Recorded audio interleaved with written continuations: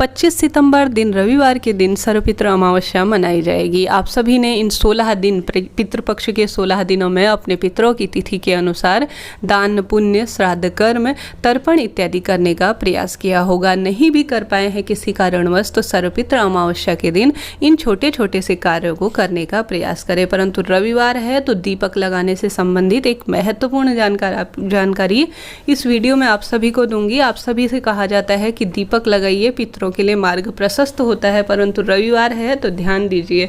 सबसे पहले जान लीजिए कैसे करना है।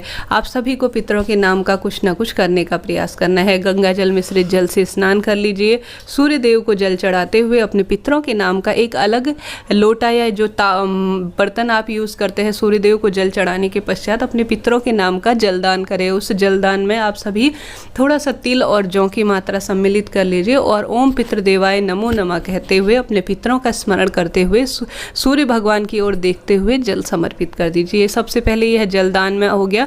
अब आपको भोजन दान करना है, अर्थात अन्न दान करना है। आप चाहें तो अपने पितरों के निवृत्त सूखा अनाज किसी ब्राह्मण के घर पर भिजवा सकते हैं। एक समय का भोजन हो, इस बात का ध्यान रखिए।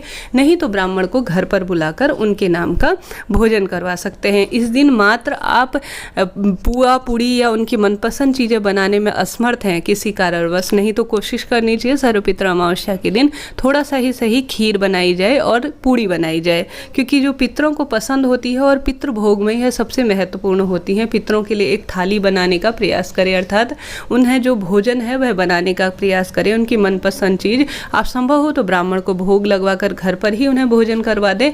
नहीं तो एक थाली जो है आप ऐसी निकालिए जिसमें आप पहला जो रोटी बनाएंगे या जो खीर इत्यादि बनाएंगे वह गौ माता के लिए निकालेंगे।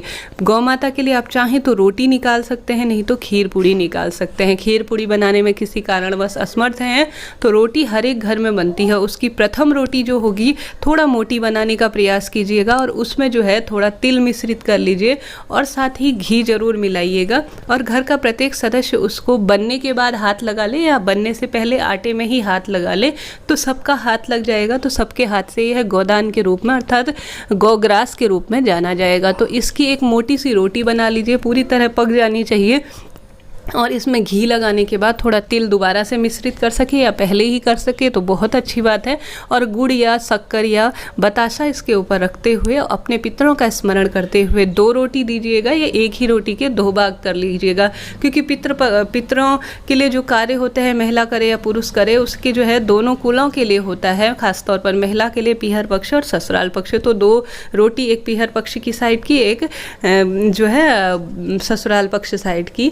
थोड़ा मोटी बनाएंगे तो उसमें से 2 हिस्से कर लीजिए। अब आप सभी को ये गौ माता को खिला देनी है और साथ ही अंतिम रोटी स्वान के लिए निकाल दीजिएगा। इससे भी जो है पितरों की कृपा मिलती है और पितृ तृप्त होते हैं, ऐसी मान्यता है। इसके साथ ही आप सभी इसी में से थोड़ा सा हिस्सा कौवे को भी जरूर निकाल दीजिएगा। यह कार्य करते हुए अपने पितरों का स्मरण करें और पितरों का ध्यान करते हुए या पितरों का कोई मंत्र बोलते हुए यह कार्य करें। इसके साथ ही बस यह सरल कार्य आप सभी को करना है। अंत में आप सभी को क्षमा प्रार्थी अवश्य होना है अपने पितरों के लिए कि हे पितृ देवता, आप धरती पर आए, मैं किसी कारणवश इतना ही आप सभी के लिए कार्य कर पा रहा हूँ, आप मेरी पूजा भोग को स्वीकार करें और अपने लोक को राजी खुशी गमन करें। अब शाम के समय में या सुबह के समय ही पितरों के नाम का एक दीपक दक्षिण दिशा की ओर आप सभी को लगाना है। दक्षिण दिशा की ओर लंबी बाती का हो या गोल बाती का, जैसा भी हो आपसे संभव हो, एक दीपक आप सभी को लगाना है। परंतु रविवार है तो पीपल वृक्ष में जो है स्पर्श नहीं किया जाता, ऐसी मान्यता है। हम सभी जानते हैं पितरों का वास पीपल वृक्ष में माना जाता है, परंतु कल रविवार है तो पितरों के निवृत्त कोई भी कार्य करे तो पीपल वृक्ष को छूना नहीं है, ऐसी मान्यता है।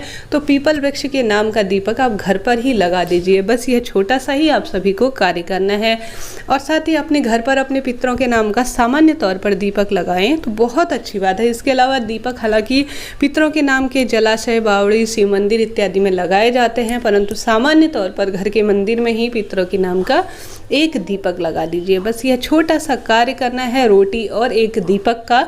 आपके सभी उपायों का यह फल देगा। जय माता दी, हर हर महादेव।